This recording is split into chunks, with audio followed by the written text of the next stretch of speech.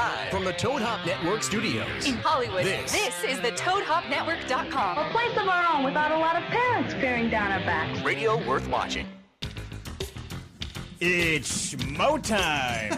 Welcome one and all to the Schmoes Know Movies podcast. Ladies and gentlemen, we have an all-new 2-hour extravaganza for you guys. We're talking movies, we're talking comedies, we're going to have a huge guest at the 9 o'clock hour. We're going to get into some comic books, some all-time classic movie rivalries. It's an all-new show, but the cast remains the same. That you co-host, like say it all new tonight. right over there. Yeah, I was doing vocal exercises in my hot yoga class today. All new. Mm-hmm. All new. Tiffany Smith, everybody. There she is. Yeah, it's me. Tiffany I'm not really all Smith new today, but is here, and she's looking very relaxed, very dressed down. It's just Apparently. falling off you. The clothes are they're peeling off at the seams. What's going on? I don't know. I feel like something inappropriate is happening behind me. It's making me uncomfortable. No, it's all you. You're the only one uncomfortable in this studio, which is the status quo here at the Schmoes Know Movies podcast. Now, we have our usual cast of zany characters. It's a zoo over here. We have Josh the Wildman McCouga. We have Mark Riley, Facty McFacterson. He's also known as the interns. Josh the intern, Shoesy Pants. And to my left, as always, the stalwart in my life, the Rock, Mr. Ken Napzok. Hey, Mark Ellis, how you doing? I've been having a rough week this week. I've been having my week started good with the success of a little web series I'm on called School of Thrones, and then that was the pinnacle of my week. It's gone downhill from there, but I'm glad to be here with you, and we're going to work through it together, Mark. Yeah, well, I like that no one else has even noticed, apparently, that Kristian Harloff's not here, guys. Kenny is sitting in Kristian's seat. You are a much better host than Kristian because when you're not here, I feel like twice we've left the studio after the podcast and Kristian's like, did we even mention that Mark wasn't here tonight? No, yeah. You guys you guys don't miss me as much, I feel like. Because Kristian's very aggressive. He likes to get right into the news. He likes to get into what's going on. I like to see how everybody's week is going. Kenny apparently is having an awful week. Tiffany apparently is wearing an Afghan as a cover I like cardigan. my sweater. I like it. Is that a peach Afghan? Is that a light peach? It looks like it was ballet pink. Purchased at a Turkish bazaar. It's something. It's. Wait, Are you trying to say that because of the color of my skin? No, I'm just. You look like an Esther and Argo just because of what you're wearing. Nothing else is going on here. And just call me Jasmine. It's okay. Everybody is on high alert right now because Johnny Ice, our engineer, his dog MacGyver has to go to the bathroom, and he hasn't gone yet. So at any moment, the whole mics could shut down and MacGyver could just flood this place. So everybody, buckle up. It's going to be a long night, but we got a great show to get to. And as we do every week here on the Schmoes Know podcast, there's always breaking scoops, and who better to do that than our producer, the highlight of his week, Ken Napzok. That's right, it is. Making up for a bad week, I'm Ken Napzok, and these are your Schmoes Know headlines brought to you by Imperial Beer. Slow news this week, El Miami must have taken the week off. The first casualty of the Star Wars Disney acquisition is, as expected, the Clone Wars animated series. After 5 seasons, the popular series will cease production on Cartoon Network. But what, pray tell, will happen to the stories and the characters you have grown to love? What, I say, what will become of Anakin's Padawan Ahsoka Tano, who walked away from the Jedi Order at the end of Season 5? Supervising director Dave Filoni took to StarWars.com to announce the end of the series, but promised that unfinished arcs and plot holes will be dealt with through bonus material, potentially on DVD, Blu-ray releases, or through the internet. Also, Lucasfilm is not done with animated Star Wars TV, as they announced they will be pursuing a new direction in animated programming covering a time period previously untouched in Star Wars films or television. So, stay tuned for Late in the Evening with Jabba the Hutt. Tonight's guest, Burt Reynolds from the San Diego Zoo, Jack Hanna. The Jurassic Park 4 project has its director, and it is Colin Trevorrow, the director, who scored a cult hit with the Mark Duplass-led Safety Not Guaranteed, and he was also an early sleeper pick to win the Star Wars Episode 7 sweepstakes. But now, he'll have the future of this classic franchise in his paws. No word on what dinosaur Aubrey Plaza will play, but will have a lot of eyeliner. Jay Roach, director of Austin Powers, Meet the Fockers, and husband to Susanna Hoffs, one of the most attractive women in the history of recorded time, has signed on to direct another version of the Fall of Lance Armstrong's story. This is not to be confused with the adaptation of Juliet McCur's book, Cycle of Lies. This one will be funny and have a cat that uses the toilet. Are you ready for Horrible Bosses 2? No? Too late. In a move that proves any comedy that made a little bit of money at the box office is now a franchise, New Line has signed Jason Bateman, Charlie Day, and Jason Sudeikis, and most likely Jamie Foxx to return for the sequel, in which another set of bosses will presumably be hunted down and murdered. Hilariously, the movie was a sleeper hit in 2011, making $209 million worldwide. And bad news for Tiffany Smith, an entire legion of women who daydream about dating a shirtless horse lord. Jason Momoa is officially out of the galaxy of the Guardians Project, probably due to wanting big money to play Drax the Destroyer. His replacement, former WWE World Heavyweight Champion superstar Dave Bautista. The Animal is not without some big screen credits, having recently appeared in The Man with the Iron Fist and the upcoming Riddick. When reached for a comment, Tiffany Smith cried. She just cried. I'm Ken Napzok, and those are your Schmoes Know headlines, brought to you by Imperial Beer, a Costa Rican lager, brought to you by N.A. Breweries. Jenny Napzok in the news. You know what? I'm really upset about that last one. I know you are. And I know here's you the is. thing. Talk about it. Let's work through this. I know that he's like married and stuff. So all we get to have him in is these movies. And I'm really upset because he's not in Game of Thrones anymore. And now here was our shot to see him in a movie, probably shirtless. He's not retiring from the film community. Right. He's not going to pull a Walden and move to a cabin. Now I feel like he put up such a stink in this movie trying to like get more money that like it's going to be hard for him to get anything else. I'm really disappointed. Listen, we know how really Tiffany, and I'm sure she speaks for most of the females on the planet Earth on that one. Schmoeville, now the onus is on you. We want to hear from you guys, not only about these news stories, but we're going to be talking comedies and the best movie rivalries in the second hour. So give us a call here at the studio. That's the first way to communicate with us. It's 323-622-8623. Toad.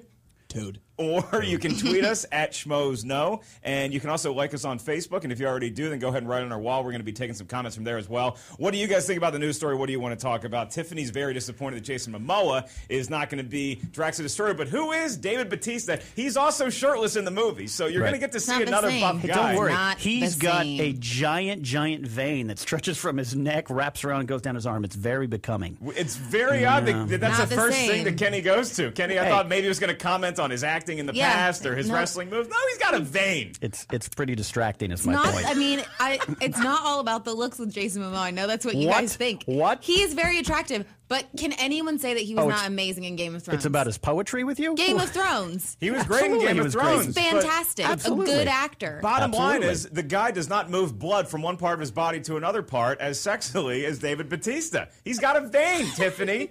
A vein, kid. Know where that was going. I thought that was going to be a bonus. I thought, yes. Yeah, wow.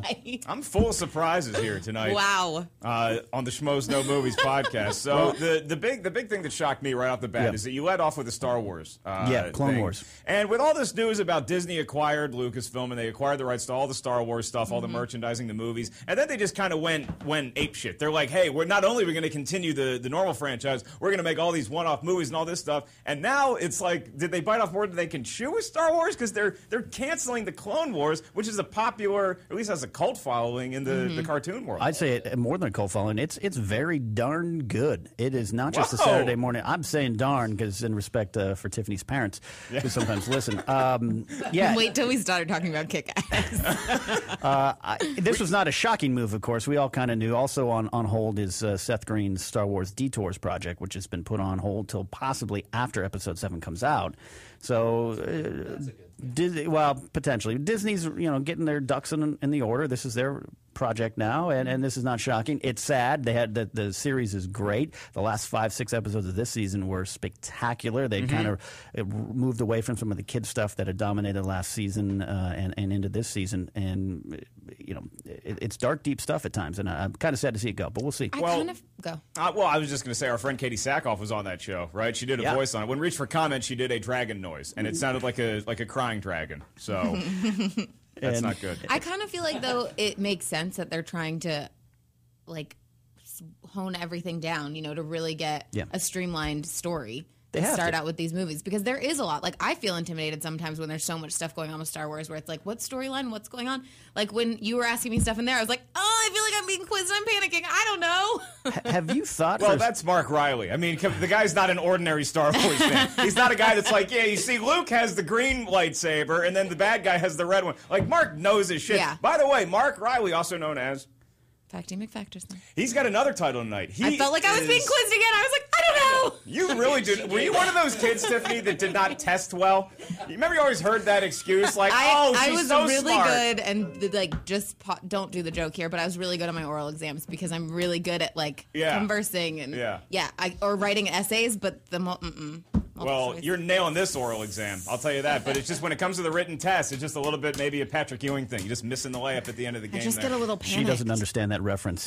She's a golfer who scores many touchdowns on the way to pennant flag wins. You know what? I'm not that dumb when it comes to sports. It's like Jason Momoa trying to do the Atkins diet. Oh, no? Tiffany, have you thought for a moment that now with Momoa out of Guardians of the Galaxy, maybe he's free for Star Wars Episode 7 as some big bad shirtless Sith He's Lord? not on anyone's list.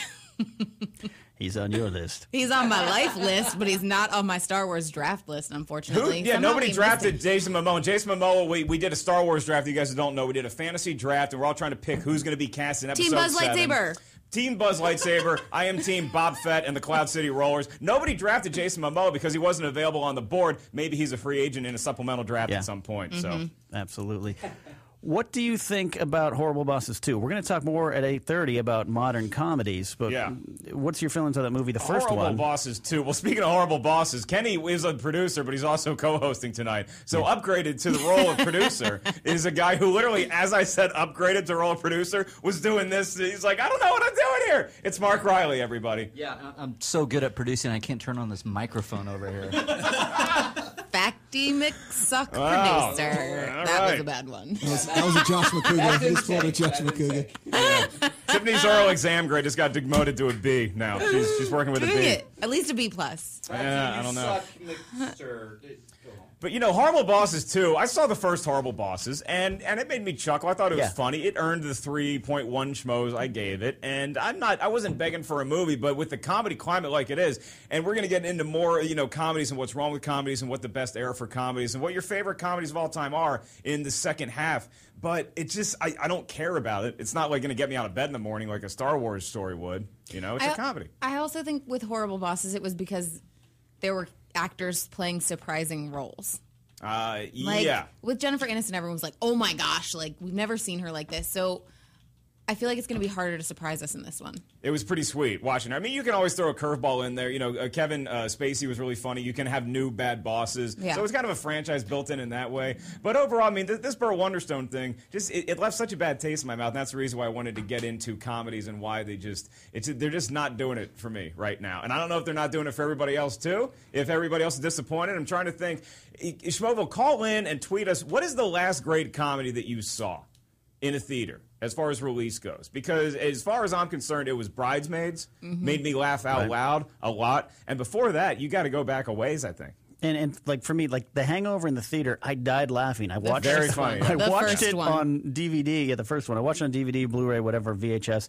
Afterwards, at home when it came out, and I sat there with a blank stare on my face, going, "What was I drinking in the theater that night?" You may have been. May have been. Well, people celebrated when The Hangover came out. Dude, this is going to be like when we went to Vegas. Loved it. Yeah, I got drunk before the movie. Yeah. It was before my schmo days, I believe. I did not get drunk before the movie, but I did go, this is the most, I don't know what possessed me to do this, with the wife of the pastor from my church. You went to go see Hangover. Because we didn't know what was happening. Somehow there was some other girly movie we wanted to see that was sold out. So we're like, let's just see The Hangover. It was like that church laughing where you're so embarrassed. You're like looking at the other person and be like, is she laughing? Am I okay to be laughing? And then you just start cracking up. And I feel like that's why I loved it so much. Because it was so awkward. The most uncomfortable penis moments ever caught on film. Just so we're all sure, the church that Tiffany Smith goes to is on Tatooine. Tatooine is the church. It's right next to Tashi's power station. Just swing by there, get some power converters on your way home before you watch football on Sunday. The winter is coming. They've been preaching it at her church for years. This Game of Thrones thing. True. God damn, this Game of Thrones. Those billboards, man, every time I see them, I get so excited. Instead of a crucifix, they just have Jason Momoa in oil and canvas at her church. Game of Thrones is something that's very exciting to me because it's coming up, but it's really dense. Like, the billboards are fine because we live in L.A. We drive around, you see these billboards. All you really see is winter is coming, and then you see, like, the shadow of a dragon. Which is awesome. It's awesome. But then HBO has been running the promos, and even on non-HBO platforms. I watch sports on ESPN, and in between college basketball games, there's like a 2-minute Game of Thrones trailer, and Christian's like, dude, don't watch that because I haven't finished season 2. It's got spoilers in it, apparently. Well, because before it would be they were playing that promo with the national song playing, and you didn't really see anything except for the crow flying, which was awesome too. Yeah. And then they did the little one where it was just the faces of all of the main characters, which is amazing. I'm excited. Wait, I just got Shoesy Pants hooked on it. He came over to my house. We watched the first 2 episodes. Yeah, you guys didn't invite me over. On Game of Thrones? You know what? I imagine Shoesy would love Game of Thrones. There's a lot of feet without shoes. Gross. On Game of Thrones. Tiffany, I just assumed you wouldn't want to be with him off air due to the restraining order you filed against him, so that's why I just kind of went with that and ran. I told him to invite you, and he said a lot of curse words and refused, so... Wow. Talk to Ken. Fine. Total fact. But yeah, it was fun to... The last 2 weeks have been lots of fun, discovering this amazing show, and I'm all in. And it's not a complaint I have with Game of Thrones, mind you, but it is a very dense thing. You go from watching something light, like The Walking Dead isn't light, but it's got some characters, you know their names, they're surviving the apocalypse. Game of Thrones, there's like 9 different families. None of them are normal families. There's always bastard children and like, oh, but you're with them now and then they're with you. It's not Hatfields and McCoys anymore. It's just everybody's just intermixing, and I get the names confused. It's very tough to follow. Well, because it's not like the Smiths and the Ellises, there's Targaryen, 17. Stark. The Smiths and the Ellis. Stark is kind of like Smith. The House of Smith. And no, it's not. That's going to be one Stark. crazy I'm saying Thanksgiving. Stark is kind of close to That's Smith. the only one I can remember. It wasn't until I read the books that I actually started to know the character names. 6 episodes into the first season, I was still like big beard dude, bald dude, eagle person. But see, but then you're going to feel like an idiot like me when we go to Comic-Con this year and everybody wants to talk about the Lannister family and this, and I'm going to be like, I like the short guy. He's really good, and the guy from the first season who was also in that James Bond movie Tyrion was really Lannister. good. Yeah, he was good. But that's okay. Like, you don't have to know all of their names. I don't think. Well, that's because I told Kenny today we were talking about Game of Thrones, and he was talking to School of Thrones, which is a great web series. It's really fun if you guys want to watch it. Yeah. But I have no idea who anybody is without their face. I'm like, hot blonde fights beard guy. And I'm like, okay, great. I remember them. Absolutely. And he's like, Target. I don't know. I'm glad you brought up Hot Blonde because it's a great transition into what's coming up a little bit later on in the show, guys. Get ready. I don't want Shoesy. Settle down, Josh. I want you to earmuff Shoesy Pants right now because he can't hear what's happening. Just he'll get too excited. Jenna Busch, internet personality Jenna Busch, is going to be here in the 9 o'clock hour. She's from, from Fanhattan, and from her great show where she talks comic books with some dude named Stan. Yep, she does. He did some drawing books. Yeah, he was that guy. He put some pictures on his mom's fridge at one point. She is such a cool chick. Like, we met on a job, and then after that, we were kind of like, you're a nerd, I'm a nerd, let's talk about comics. Oh my gosh, you really know this stuff. I love you, let's be best friends. And it's so comforting to know that in this modern day and age that 2 geek girls can find each other and celebrate being attractive geek girls. Yeah, because 20 years ago you had to stay locked in a house and like you couldn't be brought out.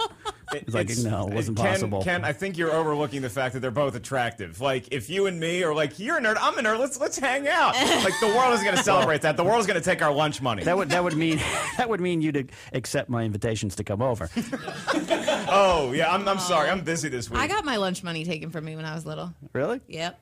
Josh, how much did you take? No, from another girl. It was my girlfriend who took her. Probably. So you were I bullied. had to walk through. Yeah, of course. Well, no, that is one of the, for me, a qualification for being a modern pop culture geek nerd. You have to have been abused and bullied at some point in your life. But you want to know what's weird? It was in elementary school. This girl bullied me, and now we're friends. Well, that's just the way it like works. years later. It's crazy. I don't know. I don't have anything to respond to that. I was never bullied. My parents never got divorced. I'm in the wrong line of work. Let's take a phone call from Schmoeville. Hi, do you come from a broken home? Hey, welcome to Schmoeville. Hey, this is Philip from Texas. Hey, Philip from Texas. What part of Texas, Philip? Plano, Texas, right outside of Dallas. Absolutely. Plano, Texas, right outside Dallas. We may not root for the same football fan, but Philip, what's your taste in movies? What do you got for us tonight? First of all, I hate the Cowboys. Hey, that's my boy. Well done, Phil. Coming through. I was just wondering what you guys thought on the Veronica Mars movie making $3 million on Kickstarter. we were talking about that before the show. Philip, great call. Yeah, thank you for the call, Phil. And Philip. everybody who's calling in, you take a lesson from Philip down there in Plano. That's how you do a call. You come in here, you have a funny line, you ask your question, and you're out. And your day's done, and you wash your hands of the whole affair. Absolutely, I agree. I think it's fantastic that they went ahead and tried this. And so far, what's the total facty? Riley is completely overwhelmed. I was looking at Johnny Ice's setup here. I haven't seen that was awesome. A gaze like that. Here is. I'm going to try to recreate for everybody what exactly he was holding his imperial beer. Oh my God! I was doing my producing duties. I was looking at this. You were staring off into the. You looked like George Clooney when he saw The Wave in The Perfect Storm. Ooh, like this thing is about to swallow me whole. I can't handle all of my writing and producing okay, duties. sorry. How much money? How much money did they make on the Veronica Mars Kickstarter? Oh, they are at $3.2 million after 2 days. That's insane. Wow. This is okay, and Kickstarter. Mind you, they wanted to make $2 million in 30 days. So They're like, we're making a whole series. Yeah. Well, you know, the fact that you can launch a Kickstarter campaign and hope for $2 million in a month, that's not a bad starting place. But. Right. The whole industry was like shocked. Blown away. Yeah. Well, when did that show go off the air? I don't know.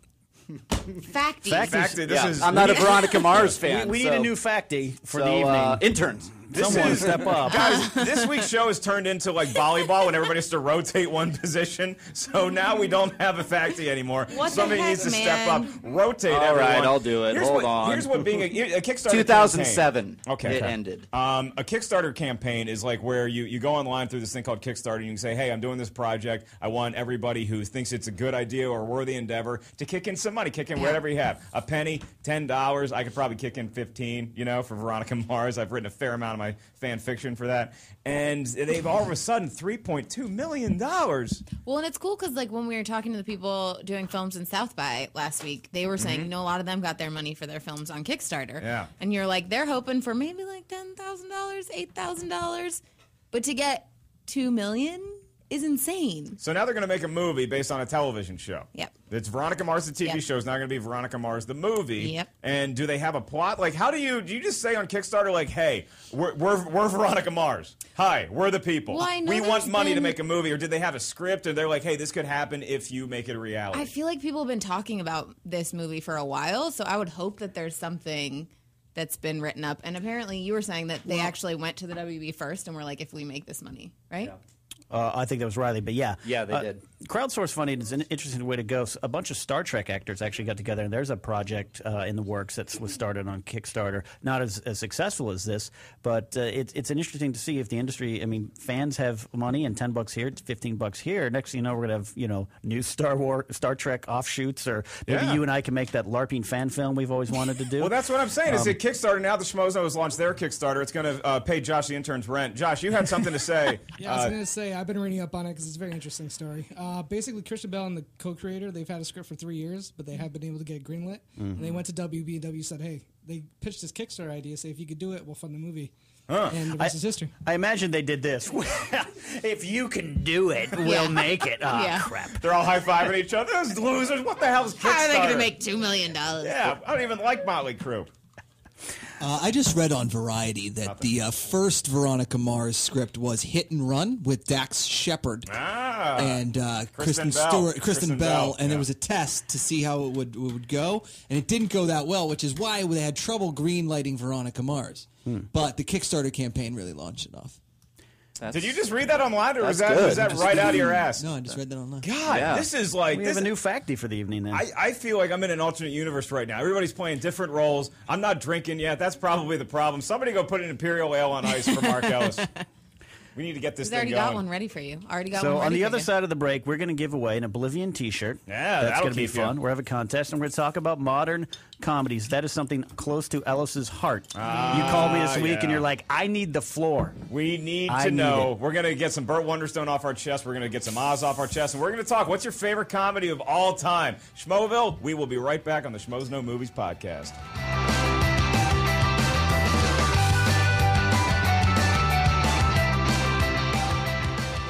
Ghost Rider? No. I wasn't saying no to this, I was saying no to... What did you say? Interest is waning. I said Daredevil. Yeah, no. Is this an Elastica song from 1994? God, remember Elastica? Oh, Vaseline. Good Lord. Is this Trent Reznor's pooping music? No, this would be Fight Club.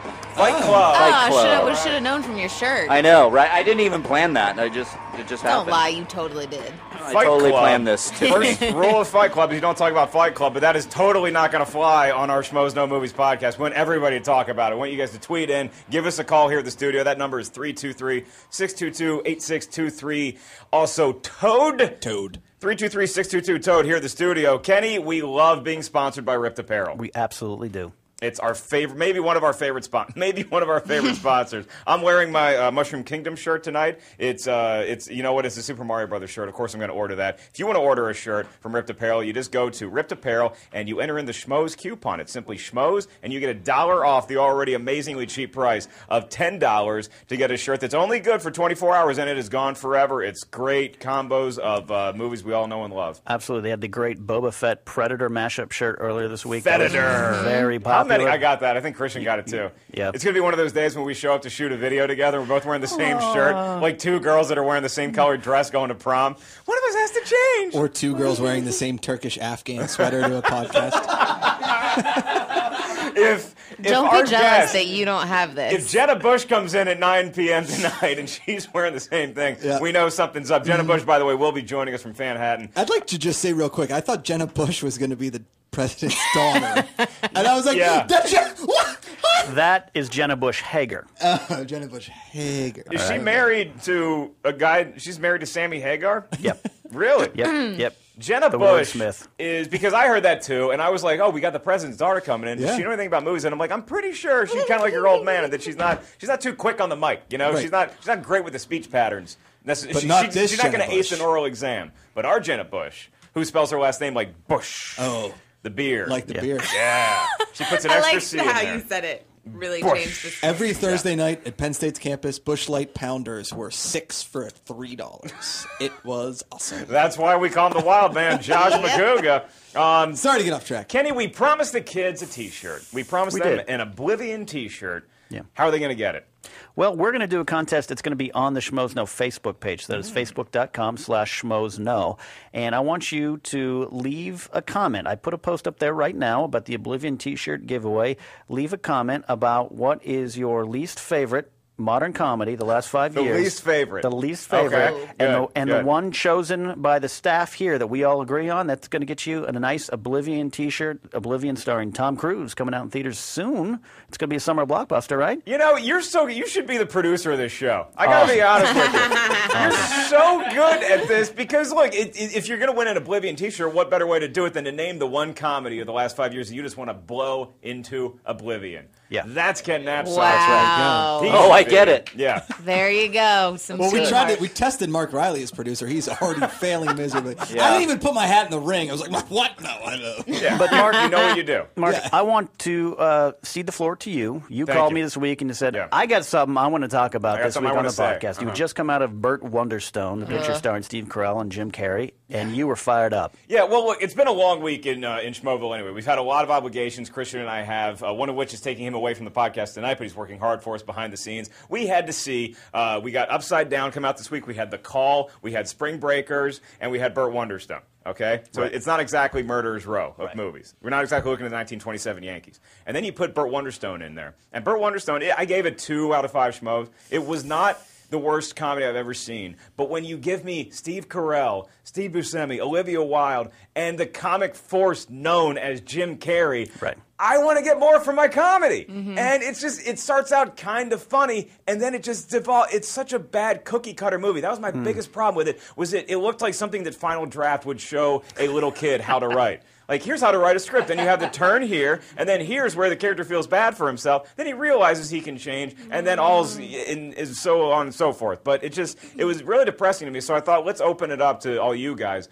Are you guys in general, people here on the podcast first, and then we'll read some tweets and take some phone calls, are you as disappointed as I am in the state of film comedies? Absolutely. The biggest example I'll go to is something about Mary, which was what, 1996. Yeah, which I saw when I was on the road last week. It came on TV during the day, and I laughed my ass off. Loved it.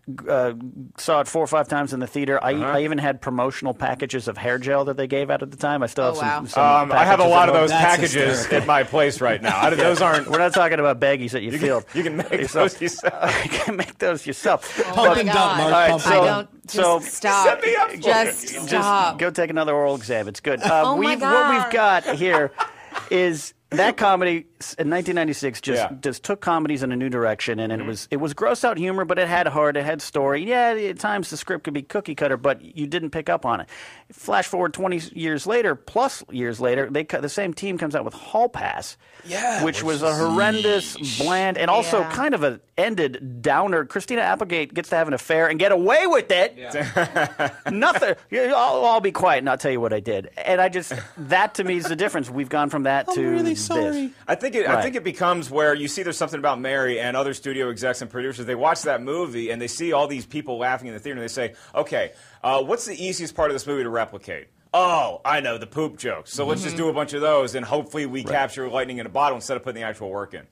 I mean, I feel like there have been a couple of good ones. Like, I like Date Night. Mean Girls is probably one of my favorites. 21 Jump Street was awesome. 21 Jump Street surprised me. 21 Jump Street was awesome. Surprised a lot of people. But I feel like the past year Date Night has been like Date Night is a prime example scary. to me. Sorry, as I cut you off there. that have a great crew, and I love Tina Fey and Carell too. And it didn't all add up to me, but it had some great parts to it. Yeah, Mark Wahlberg just knocks it out of the park. And the stripper pole scene is amazing. But it was uneven, and there's a lot of uneven. A lot of it is because the unsuccessful weaving of storylines into they don't know. Personally, I mean, Makuga. Sorry, I didn't mean to cut you off, Kenny. We're all comics. Yeah. And well, you and me.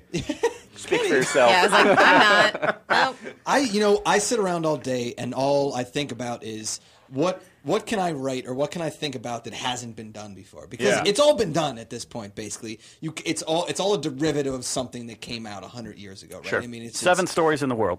Exactly. And for me, it's Dumb and Dumber and everything else, right? That's my favorite comedy of all time. I mean, I can still watch. If it's on TV, I turn it on and I watch it. Okay, wow, all right. And then for everybody talking about this later, Makuga has cast the opening salvo with Dumb and Dumber is the movie to beat.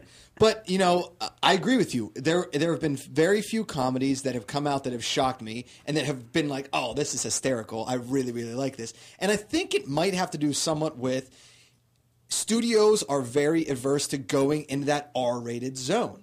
They want to get a PG-13. They want to appeal to a bigger mass audience. They don't want an R rating because they just want the money. Burt Wonderstone has to appeal to PG-13 people. Kristian Harloff, ladies and gentlemen. Yeah, but no, because that's he's on that soapbox as well. That they're making movies PG-13 just so they can get more bucks and more people in there, and it sacrifices the quality. But something like Burt Wonderstone, that could have been PG-13. But why does it have to be R to be funny? It doesn't. But sometimes it doesn't. But it gives you a little more free reign to be funny. Bridesmaids had to be R. And it was really, really funny. Yeah. And it was shocking. And maybe that's something unique. Because I'm not hating on every comedy. I thought Bridesmaids was one of the funniest movies I've ever seen. It was a great theater experience. But maybe it's because comedies were shit for a year and a half before that. It's like what Steve Martin made a great point about stand-up, is that when you're doing stand-up, sometimes it's good to not get a laugh because it builds up tension in the room. Right. And then when you say something funny, they laugh even harder. So Absolutely. maybe that's us just wanting a good comedy so bad. With Bridesmaids, it was all, to me, in the execution. Kristen Wiig's and Annie Mumlo's script, which was an Oscar-nominated script, right? I believe, was very story-wise cookie cutter. Girl, this, that, meets this, loses guy, gets back. Wilson Phillips comes in at the end and sings. Hold up for one more day. Is that the script of Josh McCougar's Sweet 16? You're not in our girl band. I love Wilson Phillips. Really? You've seen the video on Schmoeville Plus with me and Tiffany singing on the way to the Oscars. Plug. We're trying to get to 1,000 views. Pretty funny, But my point being, it was all in the execution. You can take a simple story structure and you have your tentpole comedy moments, which I think every comedy script and every act needs a tentpole comedy moment to build on, and then you can weave the story in and out. It wasn't a great original story. It was just the execution of the moment. And it was really funny. So now I think we should start talking about your favorite all-time comedies too. Like, Shuzy, what do you got? You got that glint in your eye. Blazing Saddles. Blazing Saddles. All right. So we have Mel Brooks's the first Mel Brooks movie to really hit. to really be like, holy shit, that's an all-time classic. And a movie that will never get made today. Blazing Ever. Saddles You can never would- get away with any of that stuff now. No, you cannot get away with a lot of it. Maybe that's part of it. People are just afraid to take a chance, or they just know they're going to get shot down. I don't know. As it should be. Yeah. You? Me, I'm going to go with, I still have, it's a tie between Animal House. Josh the intern Love does Animal not like House. it as much. Animal House and Monty Python and the Holy Grail. They're just they're Absolutely. just so Classic. they're so funny. And again, like when I said that Burt Wonderstone was too cookie cutters, I said this in our review. I'll forgive a comedy for being predictable if it's funny. If I'm laughing every 10 seconds, you can do whatever the hell you want the rest of the time. But you got to make me laugh. And if I'm not laughing, I'm going to be paying attention to something else, and it's going to be letting me down. Yeah. For me, it's very tough to answer. I'm a very much a Python fan. Grew up loving the Python crew and everything. So Holy Grail was great, but Life of Brian for me is better than that Really? one. I love Life of Brian. And also, but I'm weird in that regard. I'm kind of a comedy snob, so I'm a Wes Anderson snob, and I love, to me, Royal Tenenbaums is one of the all-time great movies, comedy-wise. Grosse Point Blank was one of my personal favorites. I'm not a big laugh-out-loud comedy guy. I mean, you know, for my stand-up, the crowd certainly didn't laugh out loud. When I was performing. I was one of those comics that was like, all the other comics were like, he's a real smart comic. That meant I needed to leave. But so for me, it's tough to answer, but I'll go in that kind of genre. Does anybody like the Big Lebowski? Oh, I love Lebowski. Yeah, absolutely. I feel like that's interesting because it came and went in the theaters, and now it is a cult following. That happens and to- probably the funniest movie I still have seen to this day. Right. And I didn't laugh very hard off the first viewing, but second, third, 18th now, I mean, it's brilliant. And a lot of that's in Oh Brother, Where Art Thou for me is also, I mean, Oh, yeah. anytime Clooney says, we're in a tight spot off camera, I die laughing. I mean, he could do it now in the room and I die laughing. Yeah, But, George Clooney's in the room. He's going to be on camera. Don't you worry about that, Kenny. I'm right here. He's going to be featured. The Big Lebowski is great, and I think comedy more than any other genre can be those movies that have a life on DVD and Blu-ray when they weren't huge. Like Office Space didn't hit in theaters. Oh, yeah, Office Space is great. in theaters. I sat there in the theater going, what the hell am I watching? I watch the movie once a month to get through my day job. Yeah. I have a red stapler at work just to remind me it'll be okay. One day you'll leave this. Fits better on a TV box than a movie screen, I guess. What is your favorite movie? Schmoeville, take notes. What makes Tiffany laugh? I have two. I like Wet Hot American Summer. Yeah! Love that movie. Oh, my God, And- Makuga just fell in love. And I really love Mean Girls. And that's Right, a great that's smart great. comedy. So good. That's Tina Fey at her best when that whip smart and So good. great dialogue and great just subtext and everything. Yeah, that's a great movie. Yeah, I didn't think Lindsay Lohan had really hit her stride yet. I think she's done that since then, but it was I thought you were being serious for a second. I was like, no, she was amazing No, in Mean Girls. She her was and the Liz so Taylor good. movie. That was before The Fall. Let me do a check of some of the movies that people are putting in on the Facebook page, facebook.com. Yeah, let's go opposite. These Yeah, are some let's of go. their least favorite, and let's delve into that. I've been looking, sir, and I see a Okay. trend. We've got I do see a semi-pro, trend. semi-pro, Yeah. Jack and Jill, which might be an early leader in the clubhouse. Congratulations. We got three of There you those. Movie 43, does that count as a movie, let alone a comedy? I'm going to say no. I'm going to say movie 43 doesn't count just because I don't want to talk about it, first of all. Yeah. And secondly, it's like Vignettes, right? Yeah. I played a movie game the other day, and the movie game was they show you a card. You have two teams, right? And they show you a card, and it's like, here's a premise, and here's a prop, and you have to name a movie where all these things happen. And so for everything, I said movie 43 until we outlawed it. It was actually on my buddy Sam Tripoli's podcast. Right. Me and Christian just popped into it. So movie 43, not going to count, sorry. Okay, another one. But Oh, it was this awful. one. Oh, Cop Out, which has to be one of the worst 3 hours of my life, and I'm including the parking time and paying for food and tickets. Yeah. Horrible. Yeah. Cop Out was so bad, I actually got physical because Christian and I saw it. If you watch the Cop Out review that Christian and I did, I slapped the shit out of Christian in that review. No because, joke. Yeah. Sorry, me and my roommate Lou Santini, another great comic as well. We saw that. We actually were physically affected for 2 days. We were like depressed and kind of like, oh God, you Yeah. know. It's not good. Josh the intern. No one's mentioned this movie, and to me, it's one of the funniest movies of all time. This is Spinal Tap from the 1980s. Oh, absolutely. Very And I'm a good. big Christopher Guest Best in Show, Waiting for Guffman. Great. And that is my style coming from an improv background. I love those movies. Also, I forgot about I Love You Man and Role Models. I like both of those. Role Models And those are snuck up on recent. me. And those Yeah. are recent movies. Yeah. That's another. Role Models I thought was great. It had Yeah. heart. It was really funny.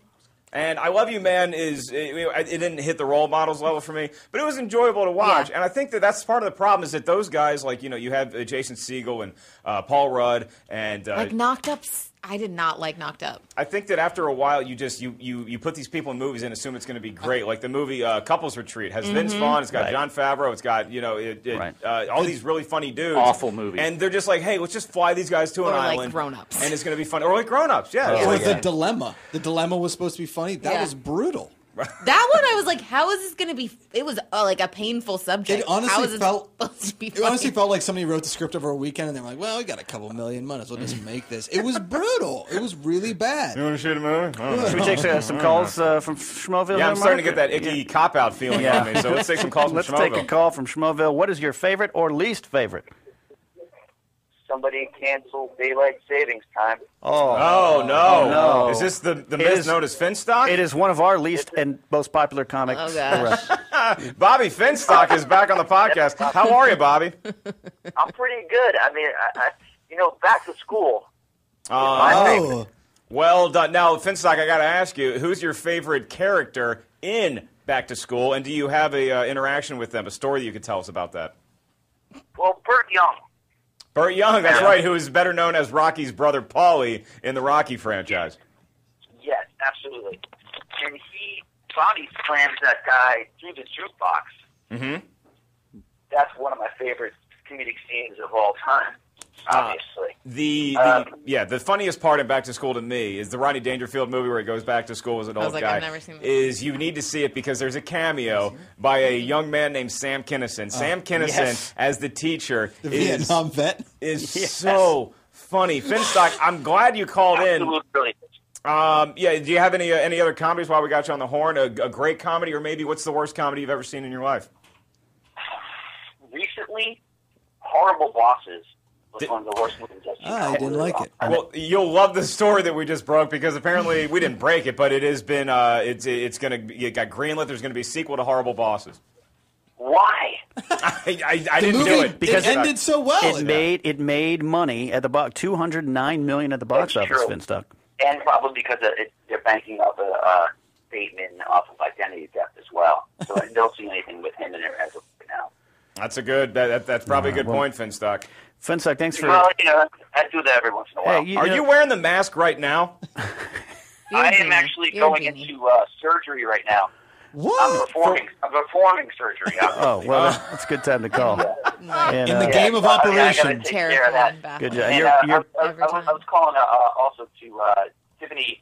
You look fantastic tonight. Your clavicle bones are they're so good. Wow.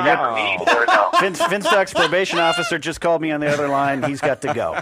I'm going to wear a muumuu next time. Thanks, Bubbo. Bobby Finstock is still working in Schmoeville, everybody. Now, he was supposed to take Tiffany out on a date at some point, and I don't know. You know what? This is what always happens to me. Even dudes like Finstock pretend they want to ask me out, and then it doesn't happen. Single 2013. Tiffany's just waiting to get picked up at the single prom. 2013. I tried to kill that guy on Valentine's Day. Finstock? No, Tiffany's date on Valentine's Day. Oh, yeah. Some other movies people are putting in there are the Little Fockers and Meet the Fockers series. Also, we've got Anchorman, The Legend of Ron Burgundy, which is an interesting choice for a least favorite. Oh, wait, these are least favorites. These are least favorites, Wowza. Yeah, well, and on... Anchorman was one of the ones, again, I saw it in the theater, and the moment it came on and the voiceover, I was like, this is not going to be funny. And really? I almost left. Then I was at the Hollywood Improv Bar. John Huck, who we know very well, was quoting lines with Tom Connolly, and I was like, that's funny. Where that's for? They're like, Anchorman. I was like, I have been wrong about this movie. Anchorman's one of those movies for me that I take in like 20-minute doses, and I just laugh out loud constantly. Then I need to go do something else with my life. But it's so funny, and it's a great transition into talking about Anchorman 2 is coming out later this summer, and the trailer the trailer didn't make me laugh, but I'm assuming I give it the credibility that it will. Another trailer for a comedy franchise is just released, and it didn't make me laugh at all. And we neglected to talk about it because we were so busy on last week's podcast. The Hangover 3 trailer. Oh, yeah. Let's get into this thing. My reaction when I saw it, and I see that they're at a funeral and Galifianakis is singing, that made me laugh. Okay. I was like, good, we're back to what we did. And then the rest of the thing is just quick jump cuts. It's like the Beastie Boys, sabotage video. Yeah, it was like, what's going on here? Except less funny. It just, I didn't get it. I don't know why. Why do we keep having to do sequels? Like, I feel like all of the film companies are scared to try something new, so it's like, we'll just try this again. Not Phil. They are afraid that it goes to the business side of things. That's why they're pushing the Bridesmaids crew to do it too, and they have said no. The second one didn't even do the second Hangover did not do that well. Yeah, it did. But in comparison to the first one, yeah, it was huge box office. That's why. One of the issues. Let's all not forget. We are all. I'll say this loosely. Make a comment. We're all kind of smart, movie-going people. We're all kind of smart, funny people. Everyone here in L.A. are smart, funny people who get it. And people Speak in for New York. yourself, Napzok. All right. In the middle, and I'm not insulting the middle of the country because I'm a good right-wing Republican. I love that middle ground, but the middle folk, they love that stuff. You're on your own here, Napzok. There's no producer, there's no writer, no factory's going to get you out of this You go to one. a movie theater and fat guy fall down, that's going to kill. And we all sometimes get on our, the structure of that joke was not very... But do you think it's like less about the dumb jokes as it is about like, oh, everyone thinks The Hangover is funny, so I'm going to see this, and I walk out and I don't even think about what's funny. I'm just like, oh my God, it was so funny. Like more like Lemmings instead of really. I saw Tropic Thunder in Tennessee, one of my favorite cities. That's actually a great movie. I love Tropic Thunder. I saw it in Johnson City, Tennessee, one of my favorite cities. And at the end of the movie, when Tom Cruise, they reveal it was Tom Cruise. Of course, we like 2 seconds in, you're like, oh, that's funny. And the whole theater went collectively, it was Tom Cruise. How'd he do it? Yeah, and I totally get the point where it's like, you have to sit in movie theaters every day, which is just backbreaking work, by the way, guys. And so you kind of get, you don't get jaded, but you see everything, so you have a very different barometer than everybody else. The other point that I was thinking of is like, you look at a lot of my favorite movies, they either came out before I was born or when I was a kid. I think spoof movies today suck. I don't think the scary movie things are funny. Meet the Spartans was a train wreck. Vampires suck, whatever that thing was. But the classic spoof movies, Airplane, Top Secret, Naked Gun, Hot Shots, those things are hysterical. And so I think it may have something to do with the movie you saw when you were like 10, 11, 13 years old, which is why I encourage even like the younger Schmoevillians, tweet and call in, let us know what you guys think. See, it rolls off the tongue. The first Wayne's World for me, that was my wheelhouse era of learning about comedy in the early 90s and taking it all in. That movie still has a special place in my heart. But you think, okay, now if you saw that today for the first time, would we think it's as funny? Shoesy Pants. Well, hopefully, because yes, I love the Wayne's World movie. I wanted to throw this out there, and maybe it doesn't count because it's animated. Okay. The only South Park movie. Oh, it's bigger, longer, and uncut. I was on the ground laughing my ass off. It's one of the funniest. I mean, I laughed harder to include the music and like a good musical score that got nominated for an Oscar. Yeah, great of all music things. and just hilarious movie.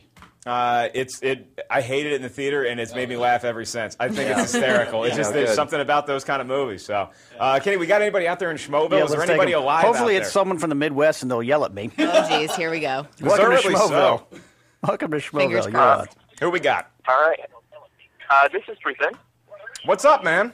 What do you got for us? All right. So I was thinking about possible ways to take this, and I was like, all right, everyone seems to pretty much agree on what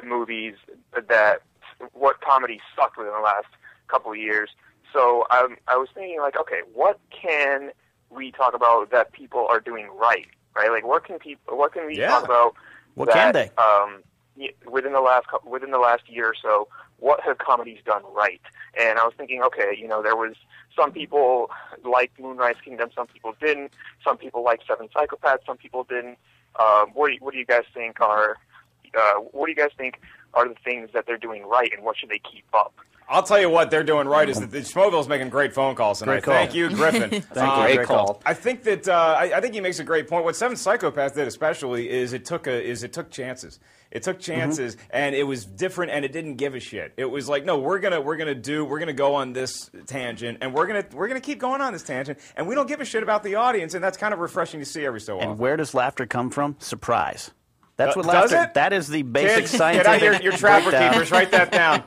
I just took off my pants. That's not surprising, Josh. That's the least surprising thing I've heard all night, is that the wild man Makuga is pantsless. I think Tiffany's getting 2 restraining orders ready tonight. No, I was actually about to wait like 10 minutes and be like, guys, I just took off my pants.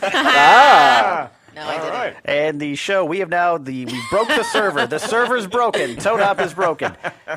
Should we award the winner of the Oblivion contest? I think we should. What else? I see a lot of Jack and Jills. A lot of Jack and Jill. Oh, God. Meet the Spartan. That's my boy. Bucky Larson. Billy Madison. Billy Madison. Well, okay. Whoa, Billy Madison. Okay, Tiffany, you have the floor.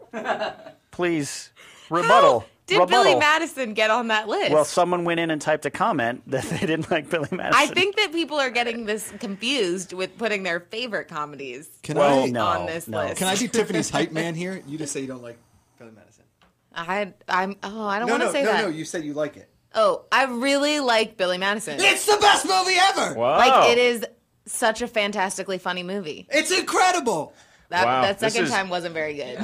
It's a tough call here, Schmoeville. We're trying to give away an Oblivion T-shirt. What's Cop Out again? Who's in Cop Out? That is Bruce Willis and Kevin Smith's movie. Kevin Smith's movie. It's Bruce Willis and Tracy Morgan. He didn't write it. He took a script and adapted it into his own work there. I'm going to submit Cop Out as my vote for the T-shirt winner. Terrence Page put that comment down. Yeah, Cop Out. That one caused me physical pain. I feel like whoever put Jack and Jill on there. Yeah, Jack and Jill pops up everywhere. So I think it's between Chris Garanda, who was the first one to put Jack and Jill. And he said it's worst movie ever, too. And the first human to put Cop Out, which it looks like to me is Patrick Hogue. Kenny, is that? Did anybody see Tim and Eric's $1 billion movie? Not yet. It's on my Netflix waiting for me to ignore. That is really really?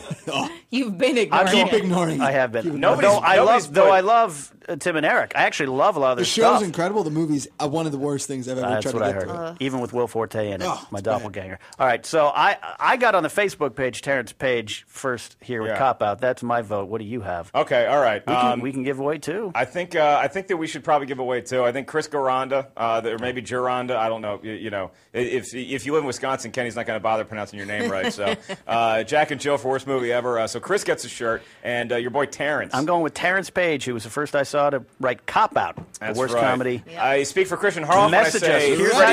Here's how you claim it. Message us to the Facebook page, facebook.com/schmoesknow, and we will respond. Give us your address and your favorite brand of chocolates. Wow. Caddyshack 2 for me, worst comedy of all time. Oh, yeah. We'll be right back on the Schmoes Know podcast with happier things like Jenna Busch.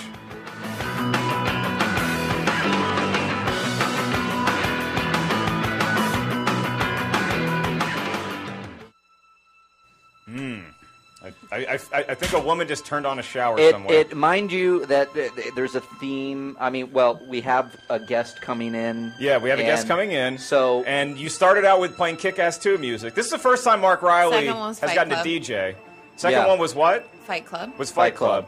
But we have a guest that's coming in that works with a certain person. This sounds Spider-Man-ish to me. Ooh. Spider-Man 2. Yes. Is it Spider-Man 2? No, it's Spider-Man. Franchise. 1.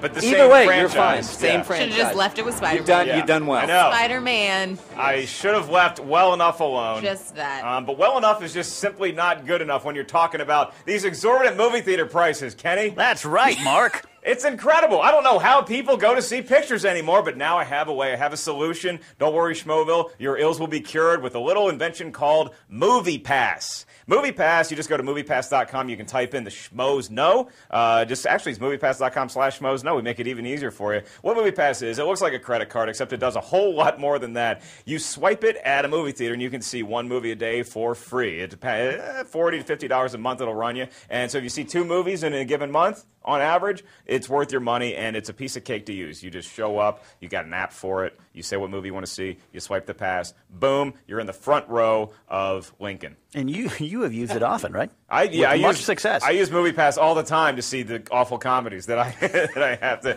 If you are seeing Burt Wonderstone or The Call this weekend, you better damn well have a Movie Pass. Did you just put The Call in with comedies? Yeah, it's hilarious. The Call is hysterical. No. We're going to make our review of The Call live later here tonight. The Call is really, really funny. It's a good movie for like 20 minutes, and then, oh boy, you want to talk about a bad left turn. Let's talk about a great left turn, Kenny. Let's do it. Let's talk about our first guest of the show here. She is the lovely Jenna Busch, everybody. Jenna Busch is in here. Hey. Hi, Studio. guys. I'm so excited she's here. I'm excited to be here. Jenna, I asked you like how I could introduce you, like give some credits, and you've done so much shit in your life. This is incredible. See, Kenny hands me your resume, and it's like a Roman scroll here. I guess the most important thing to note is that you're the editor of Fanhattan online, right? Entertainment editor, yeah. The entertainment editor of Fanhattan. Yeah. And you do this show called Cocktails with Stan, and that's not just any Stan. It's a special Stan, Yeah. a very special Stan. It's Stan Lee. Oh my God, the Stan Lee, which is why Riley gave us the Spider-Man music. Finally, You're welcome. An hour into the show, you're carrying your weight around here as a Took me producer. a little bit, just a little bit.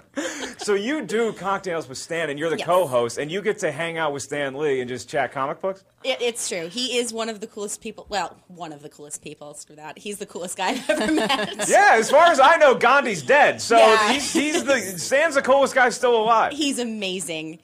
All right, I did a comic book, and he actually asked me to sign it for him. Wait. You see how high my voice just got? Yeah. Yeah, I don't know what to do with that. Well, because here's the thing. Like, as a comic book fan, you read them, you wrote your own, and then you're like, cool, I'm going to host this show with Stan Lee. Like, what was the first day working with him like for you? It was amazing. I had met him before. I'd interviewed him before, and I remember him calling me dear, and I thought that was like the highlight of my life. And then they're like, would you like to do a show with Stan Lee? Like, what? Who says no? So I go in, and he's like, oh, hello, dear. And he gives me a hug, and he's like, I like your dress. Are you going to wear a different dress for every show? That's the guy who knows his place in the world. Yes. You know?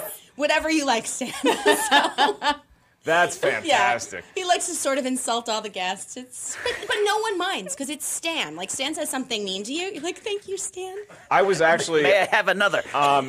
Stan and I are good friends. Yeah, by good friends, I say that he was sitting first class and I was sitting coach on the plane coming back to LAX. And he seemed like the nicest guy in the world because I remember I got off the plane, and I didn't know he was on the plane, but I get off the plane and I see this guy walking in front of me. And he just got mobbed. And he took a picture with literally every hot blonde that wanted to get their picture taken. That's pretty much how it works with him, yeah. No, he was so that's how you got the job, right? Thank you. He was there with an assistant, and he said, don't worry about it, and everybody wanted to take the picture with Stan Lee, and the guy, he seems like the nicest guy on the face of the earth, and by the way, he created some pretty kick-ass characters. Oh, yeah. No, he's amazing. And actually, the cutest thing about him is, so we do the show, and we're drinking cocktails, although we shoot really early in the morning, so they're not necessarily alcoholic, but he constantly asks for vodka, and he gets really insulted if you give him water. Like, he hates water. He doesn't understand the concept of, why would anyone give me water? This is plain and stupid. He likes milkshakes. Can we see if Makuga's real last name is Lee? Of course, tomato juice and apple juice with Stan was rejected titles for that one. Or for that matter, milkshakes with Stan. I feel like Milkshakes with milkshakes Stan. with Stan would have been fine, and you could have some people have adult ones, some people have...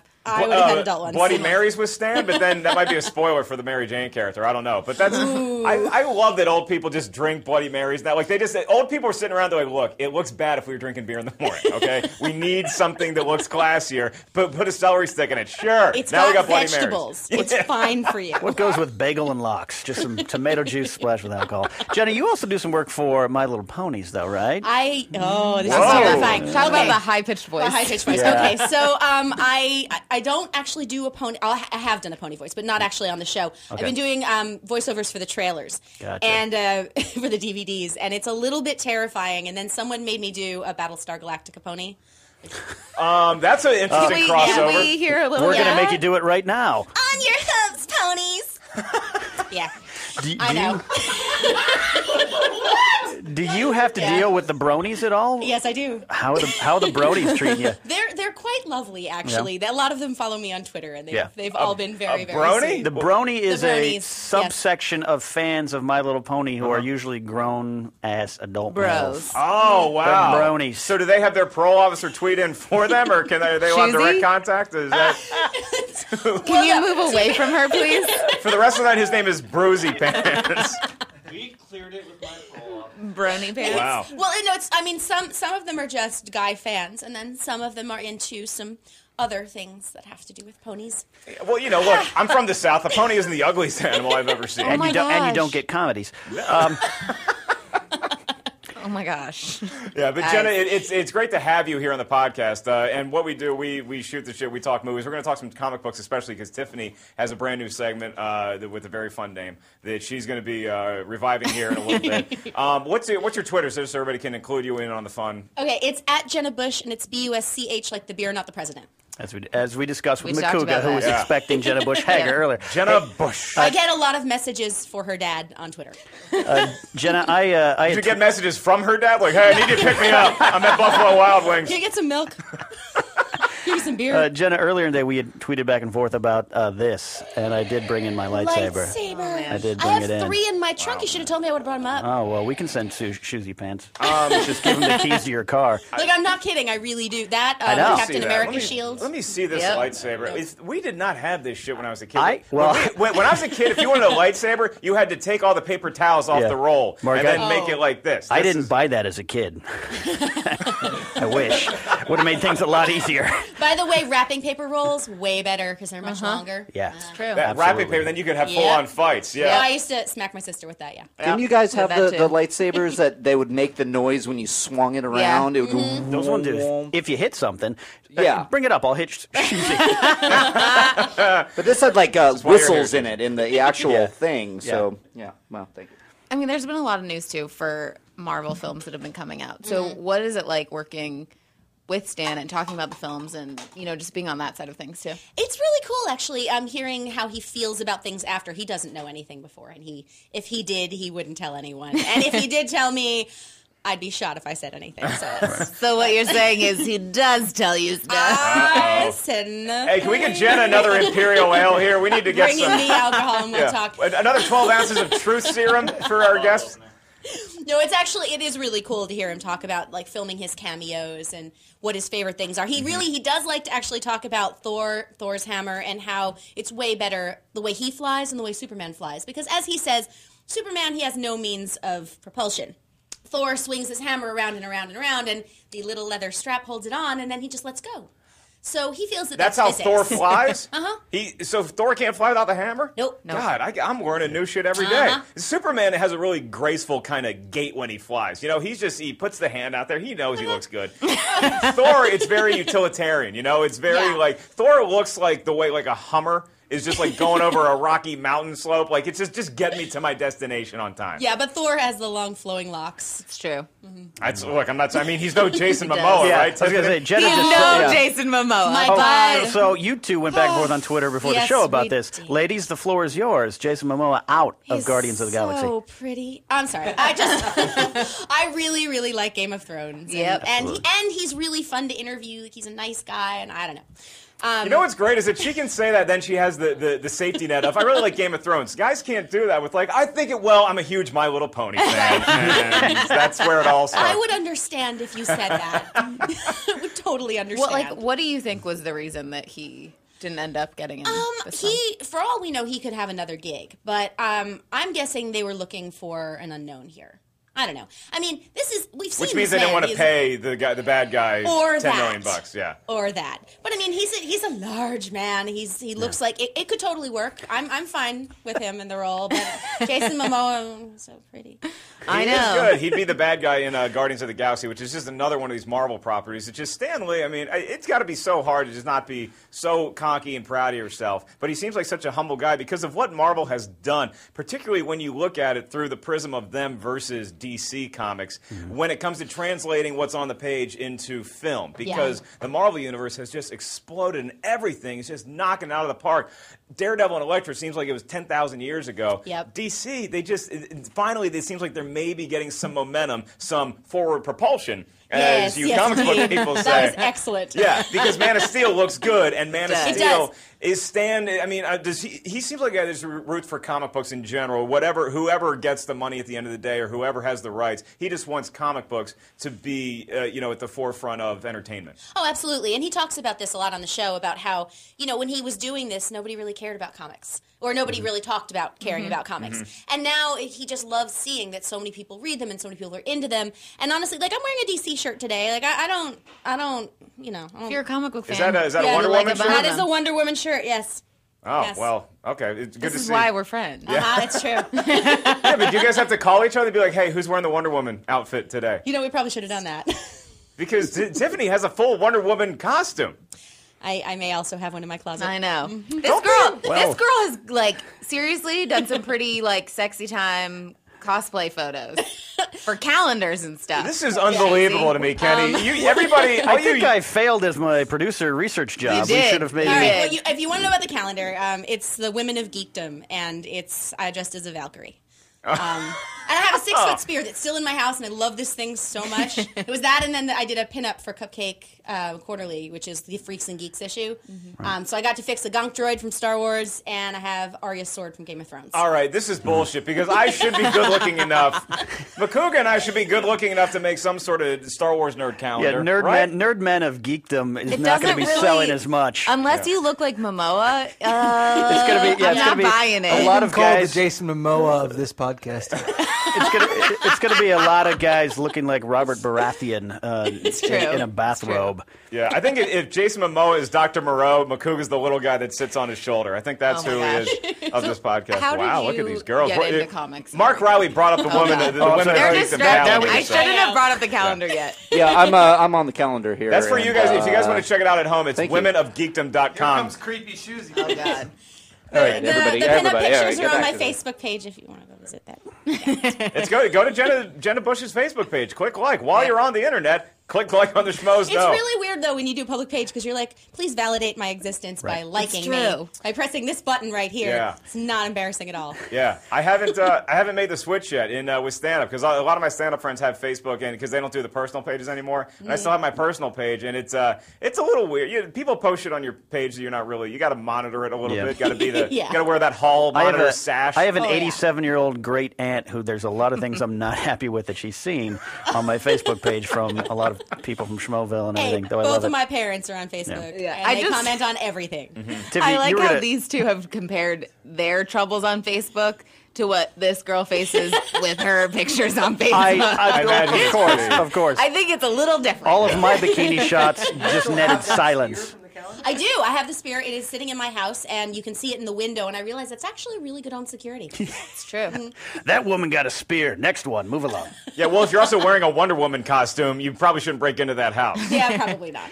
So what I was going to ask is, how did you get into all this stuff? Because I feel like for a lot of girls out there, it's like, are you really a geek girl? How did you start? When did you start reading comics? Comics I started with, someone showed me an X-Men comic, and they explained Storm to me, and it was the middle of the winter, and we hadn't had a snow day. And I swear to you, this is absolutely the truth. I wanted a snow day. I thought that would be a great superpower, and I wanted to be Storm, so I got into X-Men. That was the first one, and I was little. But I was also playing D&D on graph paper. I really shouldn't tell people that. Yes, you should. Embrace it. Yeah. You're amongst friends. The outside world can't hurt true. you There's here. a whole chapter of fans who just liked your page. All right. Thanks, guys. No, I also got into Transformers really young and video game. I'm a huge gamer, so I've been playing since I was a really, really, really little kid. And it was mostly just because I had a lot of guys in the neighborhood, and they were awesome. That's cool. You know, I never thought about that with Storm. There's probably a lot of kids at Professor X's Academy that are slipping her $20. Hey, if you could make it snow today. I got a test in 2 hours. But it doesn't work there because they all live there. Yeah, I know. Tiffany, they're screwed for a snow day. Yep. You see, Tiffany, humor is a setup and then a laugh, and then you move on to the next thing. But It doesn't work. It didn't work. You'd rather take me through the justice system of comedy. She punched a hole in that joke. I just wanted to let people know the truth about X-Men Mark Ellis and where the students live. That's right. But the academy is one big enclosure, right? So it's all indoors. So it's kind of like a rehab center. But Storm can make it snow indoors. That's true. Oh, What's up, Tiffany? That's a producer right there. Thank you, Mark. I appreciate it. Yeah. You know, we wanted to talk about something. Again, this damn Wonderstone thing just won't go away. But the reason why this is actually a positive thing is Burt Wonderstone, the film is two magicians and their rivals. And so Kristian and I, we do a list on movies.com every week called the top 5 whatever. And it's relevant to something in theaters that weekend. So we wanted to do a top 5 rivalries in movie history. And we went through, I won't give it away what it is. You can watch it on movies.com's website. But before we get into the movies, what are the comic book rivalries that you guys think are some of the all-time great ones? I mean, aside from DC and Marvel, God. But no, I mean even just into characters. Superman, like, Lex Luthor. Yeah, Superman, Lex Luthor, definitely. I think that's probably one of the biggest. Batman and Joker. Oh, Batman yeah. and Joker. Yep. Was Lex Luthor as much of a threat as, say, a Doomsday? Because it always seems like Superman was just kind of toying with. Occasionally, Lex Luthor gets his hand on some kryptonite, and Superman's like, "Okay, I'm sorry. I held your head when you were trying to punch me. Let's be friends." I feel like sometimes I look at Lex Luthor as a super evil version of Batman. Yeah. Even though he doesn't have powers, he still manages a way to really, like, cramp Superman style. And it's, like, really scary stuff. Because he'll find the Doomsday and work with them and kind of, you know? So I feel like that's an why. opportunist. Exactly. He's got a lot of money. He's got billions of dollars. Still can't buy himself a decent head of hair. But that is a real deep commentary comparing Batman to Lex Luthor. It's like cops and criminals. Really I thought that was impressive. Have you read Kingdom Come and see what happens to him? Guys, if you haven't read Kingdom Come, see, do yourself a favor. This is why you girls need to star on the show, because the previous segment we had Kenny make a point about why all states not named New York or California are flyover states. It came out totally wrong because I'm such a flyover state guy. But you love Red Robin. He tweeted a picture of him dining at Red Robin with a look on his face like a kid who got to meet Santa for the first time. I got Red Robin waitresses leaving me notes on my cups when I order to go. Pretty badass. Oh, man. Yeah, they're not trying to get a $2 more out of a tip at all. No, they really think you're cute, Kenny. I fall for it every time. Well, the reason I brought up Kingdom Come is, first of all, when Tiffany and I met, I was actually reading that. Okay. And also, I brought it up because I had to do this show called Fan Wars, actually, on Stan Lee's channel, where we were debating who would get laid first, Tony Stark or Bruce Wayne. Tony Stark or Bruce Wayne? Tony Stark. I want to get Josh the intern take on this. Josh, stick your mug in there. We're talking just get laid, not have like a romantic relationship. Get laid. I think I'm going to be on the same page as Josh the intern. Josh, shoot. What? I don't know what you're asking me. Who do I? Well, he's fired. I'm gonna go on Iron Man. Tony Stark versus Bruce Wayne. Yeah, he's a billionaire who knows how to use his money. He's both of those guys know they're good looking, but Tony Stark is aggressive. Yep, charming. You know? But also, at what point are they meeting Bruce Wayne? Like, well, at a party, so he's still going to be charming. But I argued, they originally were like, oh, why don't you argue Bruce Wayne? Like, I work for Stan Lee. No. But really, no, I really do think Tony would just, because, you know, I mean, not relation. You don't want to date it also Tony depends. Tony Stark has a bigger libido. It depends what kind of guy you like, though. Because That's true. I feel like Bruce Wayne would come in and be, like, brooding and dark, and I would probably be like, my what's parents his story? died when I was a kid. Know, like, and, like, quiet in the corner is who I would talk to. And the guy who's, like, flamboyant and loud, I would be like, no. Yeah. I'm so rich, I don't like playing cards because the Joker's in them. Susie Pants just went to brood in the corner. Stop it. Okay. And if You those have your are shoes on right. I do. Okay, good. We'll explain later after the authorities come. We should have our own little Bruce Wayne versus Tony Stark competition. We should have Shoesy Pants versus Josh the intern. They got to go across the street to Buffalo Wild Wings. See who picks up a waitress first. Let's see who first can get a waitress to pay attention to get the order. We'll start with that. Anybody has that problem at Buffalo Wild Wings. They are not there for you, man. I don't know what those girls are there for, but it ain't to make money. Side bet on the Facebook page, facebook.com/schmoesno. Who would get laid first, Shoesy or JTI? I want comments. Comment now. Another good comic book rivalry turned into a film rivalry. Ooh. Kick-Ass and Red Mist. Ooh. Kick-Ass started out as a comic book. And Kick-Ass, were you guys aware of Kick-Ass? Because Kick-Ass is one of those, I was a huge comic book fan for a few years there. And then that bled over into a little Magic the Gathering phase that I my too have bank had that account phase. doesn't want to talk about. I understand. Are you still in that phase? I have had to leave that phase. Magic the Gathering, yeah. I moved on to World of Warcraft. Yeah. I just got a little too red-black decky, if you know what I mean. Just I do. fast striking. But I wasn't aware of Kick-Ass as a comic book. So you guys were aware of it and you were fans of it. So then you hear this movie's getting made. Are you excited? Are you nervous? Because it's like, it's your little property that you're a fan of, and it's almost like you love an indie band, and it's about to go mainstream, and you're like, no, man, Dave Matthews is selling out. Yeah, well, I mean, it hit me. I got into it at Comic-Con before I saw it, because I was actually interviewing the cast. So that's when I found out about it. God, so your stories are better than anybody else's. You're like, You I was hadn't read actually before. hanging out with a cast when they were getting cast. I was on the I golf was at the course. auditions, just hanging out. Yeah, as you do. Getting to know them. It was Comic-Con. That's what happens. Yeah. It's true. I love Mark Millar, so I'd been following the No, series my last before. name's Ellis. It's not Millar. You love Mark Millar. He's the guy that created it. Yeah, and I love, like you guys know from last week in Stacked, I talked about, I love ultraviolence, so I love this stuff when it's like incredibly over the top, ridiculous. May I high five you, please? Yes. All right. So if you saw They even high-fived Dainty.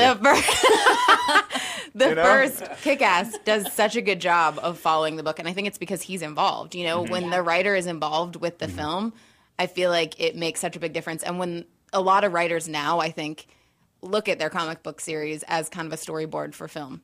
So I think it transfers over really well. And so now the Kick-Ass 2 trailer's out, and everybody's been able to take a look at it. Jenna, I'm assuming you've seen it. Are you I have. thrilled with it?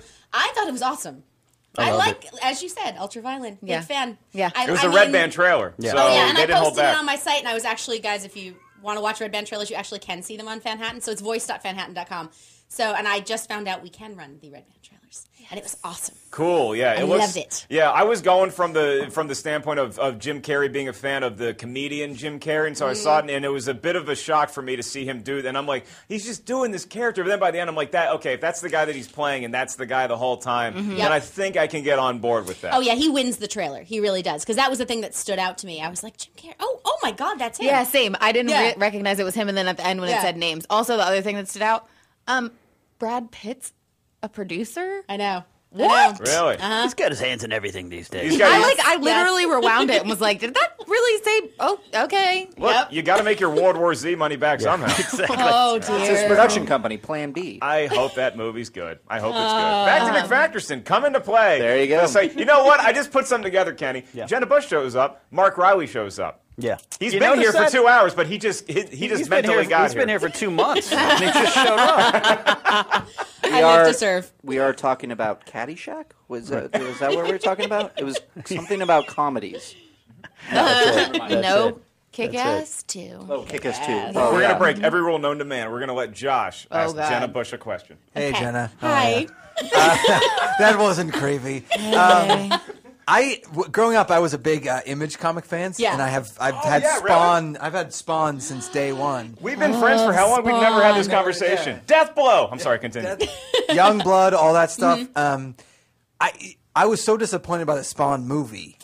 Has there ever been any talk? Has there any been of redoing the Spawn movie or trying to do something like that? I've heard it. I've heard it over and over again. I've heard it in circles I'm not supposed to talk about and ones that, were pretty public, but I don't think it's happening. Not anytime soon. I think there's just too many other comic book properties out there for them to do something like that. What is the current status of Image Comics? Because when I was a kid, they were hot. They were coming up on Marvel and DC's tail, and those are the ones that I was most into. Like Josh said. I think they're still pretty hot, honestly. Really? Mm-hmm. All right. Yeah, Shadowhawk, man. I was on board. When you're going to find out who Shadowhawk was, I was like, this is the issue I need to get. It's cool to have the Superman dying with the logo bleeding. That looks cool. It's cool. I was telling Tiffany, I have some pretty cool comic books from Marvel, but Image, that was my speed. One of my favorite series right now, Mind the Gap, is Image. Mm-hmm. I haven't yet. Oh, it's good. Oh, we need to trade comic books. Okay. Can I ask a comic book related question, Mark? May I have the floor? May I have the floor? Absolutely. Yeah. All right. This was I as it's known, is not a huge comic book guy. Yeah. But you're not much of a reader.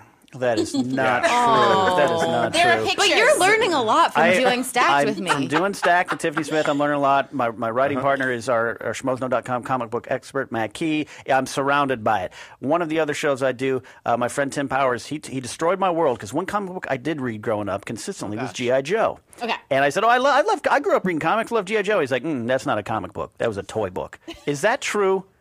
Little bit. Oh, the Napzok inner child. My heart. I feel like there's a little bit of an awkward thing when something was on television first and then becomes a comic. Yeah. But then, to be fair, there's Buffy.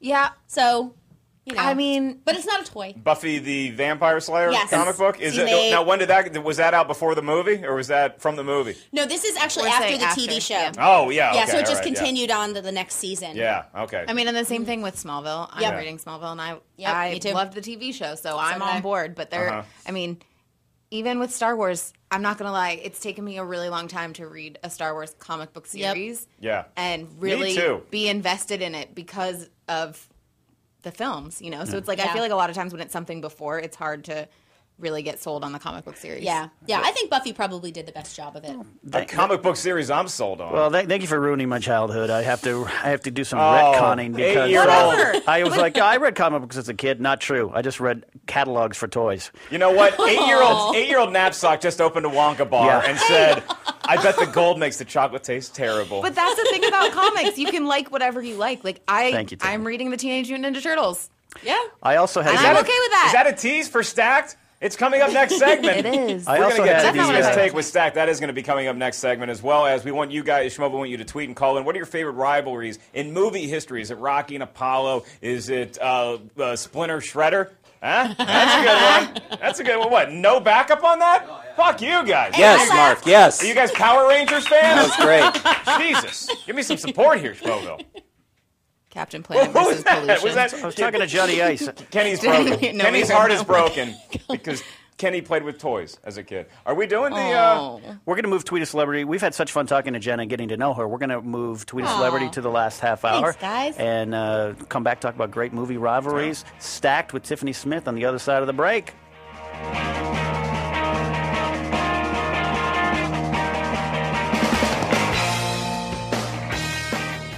Okay. Ellis, you can get this one.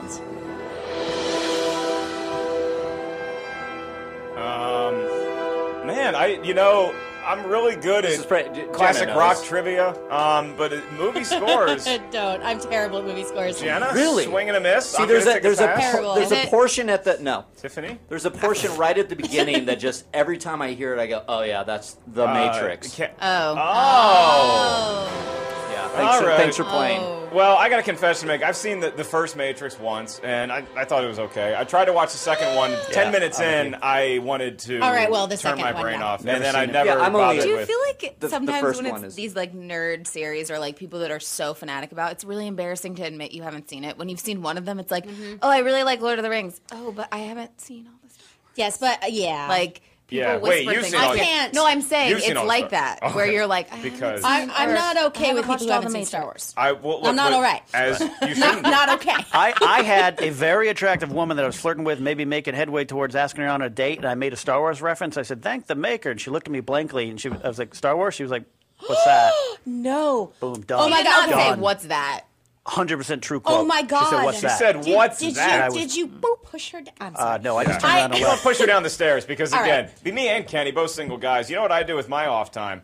I do stand-up. That's the other gig. I will be at the La Jolla Comedy Store this weekend, guys. Friday and Saturday, 8 and 10, 30 p.m. shows just north of San Diego for those of you in Schmoeville. And next weekend, I'll be at the Columbus Funny Bone. That's right. Don't get jealous, guys. I'm going to be in Columbus, Ohio. Thursday through Sunday. Next weekend, the Funny Bone tickets are online at funnybone.com. Kenny, Comedy Club tickets are about the only thing you can't buy on Amazon.com. That's true, Mark. And if you go to the Toadhop page and go to the Schmoes Know Show link. In that, you will find a direct link to Amazon. You click on that, you're taken to your own Amazon account, but it goes through the Schmoes page and the Toadhop page, and then and portions go to help fuel the wonderful engine that we got going here. Last night, about 1:30 in the morning, lonely, sad, I ordered about $200 worth of stuff through the Amazon Schmoes. I actually might have done that as well. I have a tendency to drunk purchase on Amazon. Me too. Oh, God. It's usually pretty nerdy stuff or something for other people, like bacon chocolate. Oh, it's the best. No, I'm a vegetarian. I don't eat the bacon chocolate. Is so good. But I like to give it as gifts. You just swish it around in your mouth and then spit it out? No, I give it to other people. Just because they make that sound. Yeah. Oh, bacon chocolate. You evil witch. You just like to fatten up everybody else while you stay nice and trim with your One veggies, of my really good your friends, lentils. post-breakup, sent me bacon chocolate, and I was like, this is the best post-breakup recovery ever. So good. Mark and I made a nice drunk purchase the other night. It was called the Doritos Cool Ranch Locos Taco. Yeah. From Amazon? From Amazon, yeah. They sell them online now. How was it? How was it? Yes, we're kidding, Tiffany. Okay. That's I bought purple Hershey's. I believe you. You know what's great is that Tiffany hears the Doritos thing and she buys it, but I make one crack about how the kids have to go outside to go to class in the X-Men universe, and she shoots that bird down immediately. Like, wait, that's not logical. They deliver tacos through Amazon? What? Hey. I mean, you can order other food online. You can order bacon-flavored tooth floss. I've learned that. That's disgusting. Isn't it? Bacon-flavored tooth. Because you know what? Having the taste on my tongue isn't enough. I need it in between my teeth. You do. There's like bacon mayo, too. Yep. Bacon ice cream. Oh. Actually, Nathan Fillion was on the show, and he was given bacon lip balm while he was there. Wow. Just saying. Just made it that much more kissable. Anyone wants to kiss Nathan Fillion, he's going to taste like bacon. All right, a lot of bacon. Not a lot of Jewish folk working around that show. That explains why I've got so many girls chasing after I was going to say. It's such an honor. We have Jenna in studio. She's such a comic book fan and has so much knowledge. And the Schmoes Know brand is kind of branching into the comic book world, Mark. Are you aware of that? That's right. It's what you call in the biz a crossover. A crossover. And on the Schmoes Know YouTube page, youtube.com/Schmoes Know, every Saturday is a little series starting called Stacked with Tiffany Smith. Yeah, that's right. It's on the Schmoes Know main YouTube channel. That's still our hub, and Stack premiered last week, and it's a big hit with the kids. Apparently, if you put somebody, thank you so much, you guys. If you put somebody good looking on our channel, it really gets clicks. It's incredible. Whatever. So we also want to do that here on the podcast. Pretty much, giving you a chance to hold the floor and talk about what you want with comic books. All right. So this week I'm going to talk about Star Wars. Yay! Issue number 3. Ooh. Okay. So first of all, like I said earlier, it's been really hard for me to get into a Star Wars comic book series, but this one has totally sucked me in because there's no subtitles, there's no backstories. It's just Star Wars. That's it. And it is awesome. So it starts out after the Death Star has been destroyed. Leia is now Which an Death Star? X-Wing. Sorry, which Death Star? Which Death Star? First or second? First. Okay, sorry. Sorry to interrupt. Leia is now an X-Wing pilot. Listen to me! I got really worked up there. Stay on target. So, Leia is now an X-Wing pilot, and she's pretty freaking kick-ass. So she also is put in charge of a group of pilots to find a new location for them, the Rebel Alliance, to make home base. And it has to be on the DL because they're also trying to flesh out a spy. There's 3 big storylines going on in this issue.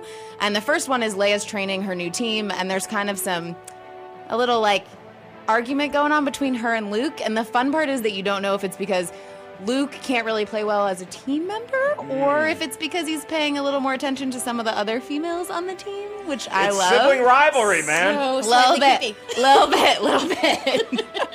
And then we've got Han Solo and Chewie kind of trying to find some more supplies for the Rebel Alliance, and they're told that it's a friendly person that they're going to talk to, but it ends up not being so. Have we heard of the person in the universe? Do we know who they are, from the movies? No. Okay, so it's not like a specific person. Yeah, it's not like, hey, I came to buy pot from Boba Fett.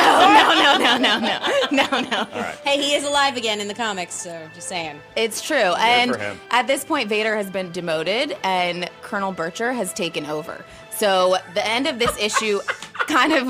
Why are you laughing? The end of this issue is him sending his men out to attack the Rebel pilots. And the cool part is the last issue we saw stealth X-Wings. In this issue, we get to see brand new interceptors. So I'm really excited for the next issue because there's going to be some awesome artwork, I'm sure, between battles between the two of them, which I am totally psyched about. Now, how many issues is this storyline going to run? I think that I want to say 6, but I'm not sure. It might be ongoing. Okay, Not cool. positive. Well, that's a tough employee meeting when you're the guy that's going to promote one, and you're like, okay, guy breathing weird in the mask who's a master Jedi, we're going to pass up you for Colonel Bircher, who sounds like a comic book strip character. Well, but here, this is what I He love is. so much about this. There are a little treats for people who follow Clone Wars or don't. You can kind of jump in and be somebody who doesn't know all those stories, which I think for a lot of people when they're starting out, what do you think, Facty? He's a big Star Wars fan. He's out of it. No, I was doing something. So I was actually doing something. So it's a hard job, isn't it? Yeah, producing this show. it's frustrating. Yeah. Facty's behind the scenes right now. What was the question? Just as a super fan, being excited about a series where it's you can kind of start from scratch. You don't have to know all the backstories and getting new fans involved, which I think is something that comics should do. Yeah, and what you're talking about, I've heard a lot about it, the geek chatter of this. It's a really great story because the Star Wars expanded universe, for me personally as a huge Star Wars geek, I get lost with all the expanded stuff. This is bringing me back home. You get lost on a 2-hour podcast when we're giving you two I get tabs, lost so. on a 2-hour podcast. So don't have him go to the store on Hoth anytime soon because he ain't coming back for a while. But this is great because it's between Empire and New Hope, so you kind of know the characters. Yep.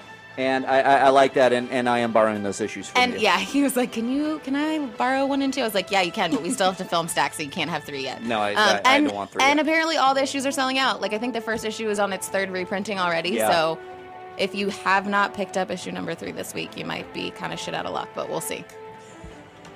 I said it. I said another bad word. Was that the end of Stacked? That's the end. Stacked, everybody. That's Tiffany all. Smith. It's fun. I just do one on the show, and then we talk about more. Can I just get a quick addendum to Stacked?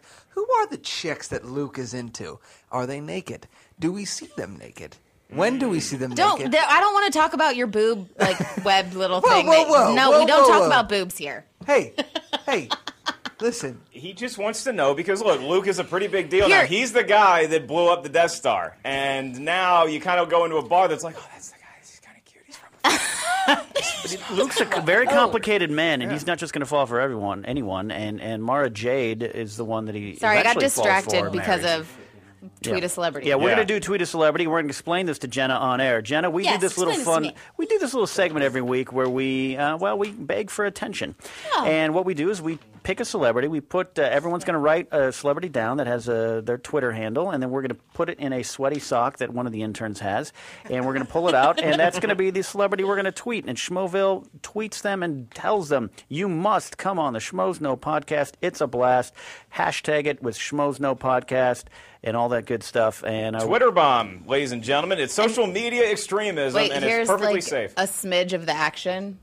It's not. It doesn't really get like X-rated up in here. There's just like a little face kissing. I'll tell you what, man. It's really exciting when I see a Star Wars story that has like Han wearing that famous blue jacket. When it's anybody that's it's in the middle or going through something during the period of the original trilogy. You know, it's kind of like it's like rock and roll in the '60s. It's like there's been great rock songs before and since, but that's the period, man. That's when the Beatles and the Stones were the Beatles and the Stones, and it's so cool to have a story like that. I might actually go out and buy that comic book. Or have my intern do it for me. Or you'll just borrow mine. Right, of course. Well, the celebrity that I put down here is somebody who is connected with the Star Wars universe. Oh, nice. Wow. You can check. Do we have them all? Same. Yeah. I just need Jenna's. Right, Jenna, I'm doing a podcast with him. And then, soon. Mark, if I may, can I borrow your hat? Yeah, absolutely. Sure. Okay. We seem to have lost the sweaty we sock. usually don't give away my hat. I'm kind of one of the schmoes, so it's kind of. Well, but I feel like Makuga, one of the comic books that's got some like boob action for you. And I would like to point out that Jenna will be reaching into my Don Carlos Taco Shop hat. If you are in the San Diego area, hit up the Don Carlos Taco Shop, the most delicious Mexican food. Who we got? It's the real Stan Lee. Oh, hey, perfect. All right. Perfect. All right, so there That's you a go. good one. There you go. Kenny, read that address out so everybody. Jenna, you have it. Read it out. It is at the real Stan Lee. Yeah. So Schmoeville, there is your charge, your mission for the evening. Tweet Stan Lee and tell him you need to join us on the Schmoes Know podcast. Your bestie Jenna Busch was on. She had a lot of fun. Tweet and tell him to come on the Schmoes Know podcast. You can tag me in that too. We'll and have I'll retweet milkshakes. it. We'll bring milkshakes. Milkshakes with vodka. We'll bring milkshakes with vodka. Here's what I love about Schmoeville is that when they meet somebody new and they like them, and I think that Schmoeville's a fan of yours. I think that a lot of people are fans of yours. They're going to include you in a lot of tweets from now on. That makes me happy. You're going to get posters made of you. You're going to have banners. There's going to be Do you know Jenna how Busch much I want that? fan pages. Congratulations. I'm not kidding. It's Christmas morning. I love Christmas. You thought bacon wrapped chocolate was good. Wait until you see the poster that I'm sure our fans are going to make of you. And again, now, is Stan actually active on Twitter? Does he enjoy social media? Yes, he does. All right, good. He does. See, that guy kicks ass, man. That's how you stay 90. young. I can't believe Is it. he fucking 90? Honestly, like Really? anytime I've ever seen him, I'm like, how He's I want to more be into than I as do. like active and witty and quick as you are when I'm 90. Oh my God, we did a panel at New York Comic Con, and he was bouncing off the stage. I mean, he's so. Oh my God, I love that man. I want to be him when I grow up. Well, I guess if you have $1 billion, you can be viral at 90. Wait, but have you seen his cheesecake picture? Well, I guess it's beefcake because he's a guy. Have you seen it? He's naked, except for a Hulk comic. Really? Not kidding. At Sarah 90? Green brought it on the show. All right. Makes me uncomfortable. It should. I think I said something like "Oh my eyes," but it's on the Seth Green episode, and you can find it online, but it's from the 70s. So. By the way, when I'm 90, wheel me in front of a Victoria's Secret, a nearby mall, give me a blue pill, leave me there for a few hours. That's it. Game over. It's so inappropriate. Yeah, they changed the mannequins last week. All right. This one looks like Kim Cattrall. I wouldn't be talking to the mannequins, Mark. You just made a mannequin reference. I made a mannequin reference. We want Schmoeville to help us make some rivalry references. Let's get into this a little bit. Absolutely. Let's talk about our favorite movie rivalries in history. Let's have the whole zoo here. I want you guys to chime in. Give us a call here at the podcast. What is your favorite rivalry in movie history? It could be something like as broad, as vague, as in left left field as you want. When Kristian and I did our list, we actually got into it over Rocky because I thought Rocky and Apollo was the best rivalry in Rocky. Because they hate each other. Apollo didn't really know who he was, and then he came up and he gave him a good fight, and then they had this great rivalry in 2. Kristian went right to Clubber Lang.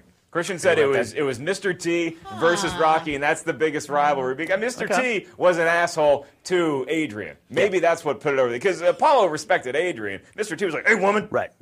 And also, led to the death of his mentor, really, in that whole melee, pushes him over, and other things happen. I can get that. Yeah. I had some little bit outside the box ones, but these are my favorite ones. I got Tracy Flick versus Mr. McAllister in Election. Good call. That's a good one. Wow. Nice. Okay. Great movie. You know what? Speaking of McAllisters, how about Kevin McAllister versus the Wet Bandits? Like the Home Alone. 2 movies. Great rivalry. They gave him a run for his money. Spanned 2 movies. Right? Yeah. I mean, look, that's part of the thing is that as much as we complain sometimes that, sequels are unoriginal, but if you have a great franchise, that's usually the breeding ground for a great rivalry. So, Kenny, do you have any other ones from boring movies that nobody's seen? Pee Wee Herman versus Francis. Yeah! That's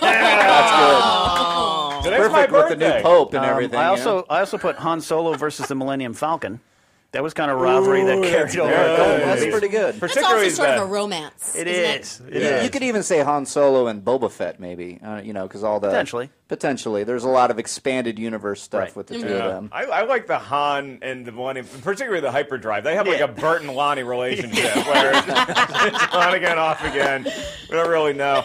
That's a good one. One more for me, then we'll move on. Freddie Benson versus Lawrence Jameson, which is Steve Martin versus Michael Caine in Dirty Rotten Scoundrels. Very good. Ken Napzok coming to play ball. He knew Kristian Harloff was going to be DNP this week, and he came to play. Thank you, sir. Hey, Riley, how you doing? How you doing? You're doing great. Thanks, man. Riley, do you have any rivalries? I thought of one. I don't know if it works, but how about Clark Griswold versus Vacations? Nice. Well played, sir. Riley, just when I think you can't do anything more stupid. You do something like this and totally redeem yourself. There you go. Dumb and Dumber. You are the new producer of this podcast. Congratulations, That's right. Kenny. Thank you, sir. Get your walking papers, kid. You're done. You're done in this town. You got no picture. I was like, no picture. When did this turn into go picture? Tiffany Smith, you've been itching to get one out. What do you got? Well, I have a couple. My first one, though, has to be Gandalf the Grey versus Sauron. Yes! Oh, my God! All right, I was totally going to say that. God, I love watching that. That high five had some force to it. I like that. And then Nerd Girls high fiving. That's I'm saving that one for later. That is a good. Because you have those two, and their fight on the Tower in Isengard is amazing. Yeah, but I see the Tower of Isengard. Shut up! It's awesome. And then obviously Harry Potter and Voldemort. But then obviously, obviously, yeah. Okay, so this one is this one's a girly one, but Julia Roberts. If you bring up Mean Girls versus again. Cameron Diaz in My Best Friend's Wedding. Forever. I love it. It's so good. I'm not familiar with that movie. What is it about? Jenna wasn't keen to high five you on that one. No, she's like my best friend's wedding. Jenna looked down. I sometimes have a problem with chick flicks. That's okay. Really? Well, yeah, I'm. My Best Friend's Wedding, though, the karaoke scene, so good. Yeah. I just thought of another good rivalry: Nicolas Cage versus good movies. Okay, we're gonna go to. You know what? I actually got to interview him, and he's actually one of the coolest, weirdest guys ever. I would love to hang out with that dude.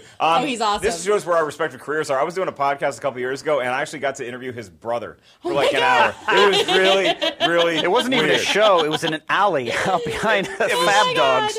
Kenny, the term podcast in 2009 didn't mean the same thing it did today. Josh McCougar, you got some rivalries for us? Yeah, I was going to go Ricky Vaughn, Major League, versus Haywood, who leads the league in most offensive categories, including nose hair. Oh, God. He threw at his own son in a father-son game. Jenna, you're on deck. All right, and I can't remember the character's name. Have you guys seen Ip Man? Ip Man. Ip Man. You guys haven't seen? Okay, this is the coolest martial arts movie gasped. ever.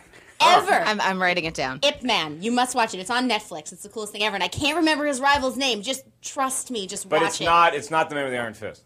No. You're good. No. All right. No. This is like kick ass, and there's a sequel, and this is about a real life guy, and just watch it. And his name's Ip Man. Ip Man. That's the guy we're rooting for, or is it? Yep. No, we're rooting for Ip Man. Yeah, and seriously, guys, like if you watch it, tweet me because I want to know what you thought. Yeah, and include us on the tweet because we're all in the fucking dark here. We want to know who Ip Man is. I need to know. It's a great martial arts movie. Donnie Yen has been in martial arts for years. And this is like his breakout movie, in my opinion. Check it out; it's awesome. What is the movie she's talking about? Well, who's the rival? I don't even know his name. He's a bad general, basically.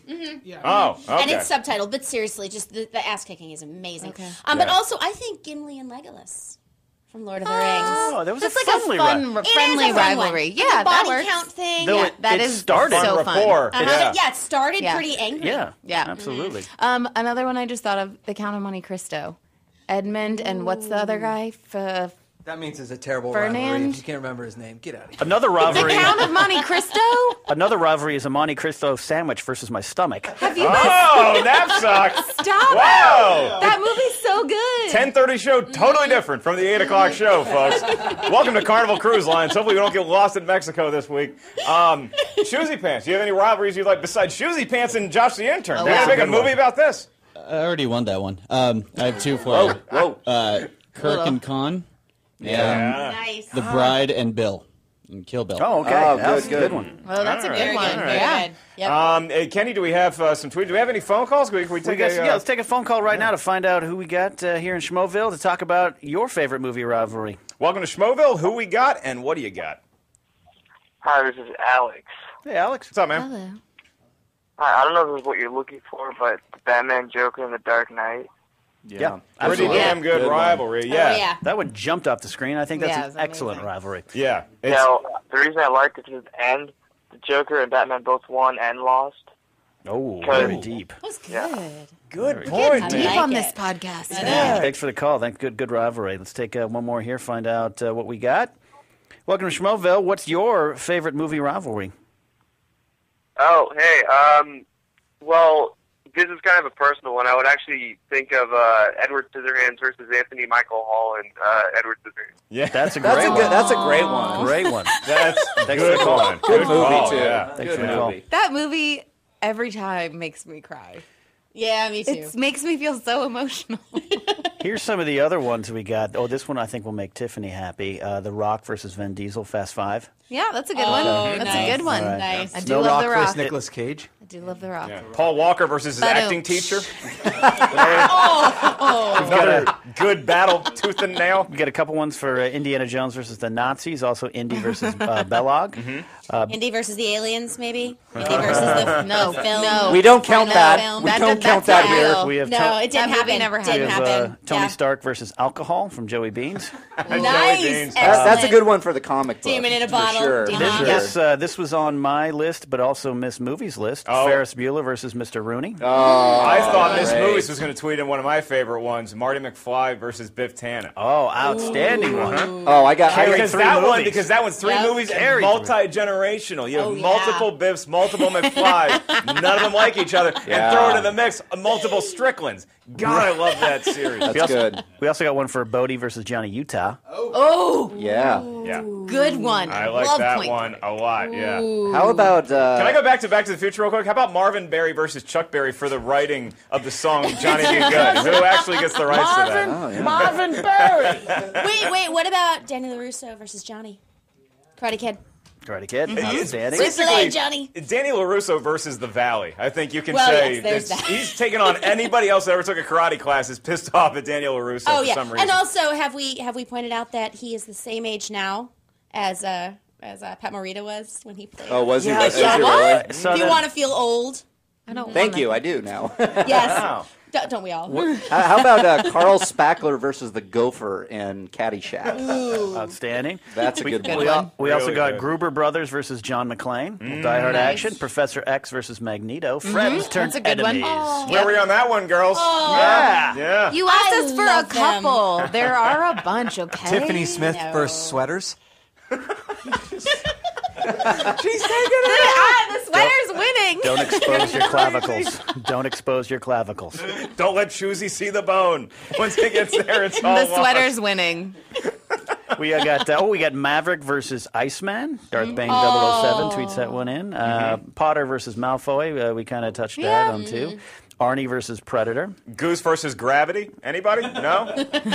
Oh, so sad. Yeah, no. You know So what? sad. I do a joke about Goose in my act now, which I might just take out because it's so funny to me, and people laugh, but then they It's like they laugh, and then they think about it, and they go, Yeah. and it's like, it's a fictional character. He wasn't even good at volleyball, and we're gonna take that one seriously? I don't. Here's one that was recent, and we talked about it earlier in your film Bridesmaids. Kristen Wiig's character and Rose Byrne's character. They had that rivalry. They kind of fueled that movie. Had some great moments. Kind of a later one. The toasts. So God. awkward. Wait, so uncomfortable. Michael and, oh God, what was Kiefer Sutherland's vampire name? I can't think of it. From Lost Boys. Oh, I don't know. Isn't that was the first movie I know with symbolism. Jack Bauer was his name. That was the name of the vampire. Chloe versus Jack Bauer. We also got Johnny Ice, our engineers weighing in. We also Johnny Ice has Sam Jackson versus Snakes. Wait, Oscar Sam Jackson versus the envelope. He said the best line of all time. I said, "Damn superhero can't open an envelope." That's awesome. That was pretty good. That was pretty good. We also got Mark Ellis versus Topher Grace. That's a good one.